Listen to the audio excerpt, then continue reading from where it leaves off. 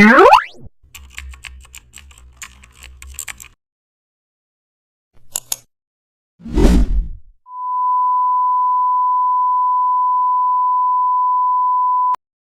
this tutorial, the objective is simple. We're using frame mask with custom shapes to create controlled, repeatable image containers for modern layouts.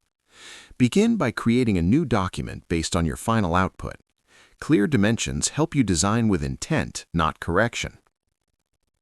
Select the Custom Shape tool and choose or load the shape you need. Shapes define visual language, so choose forms that support the design purpose. Once the shape is placed, convert it into a frame by selecting Layer, Convert to Frame. This step turns a decorative element into a functional container. Now drag an image into the frame. Photoshop automatically clips it inside the custom shape while keeping the image fully editable. Double-click inside the frame to adjust position.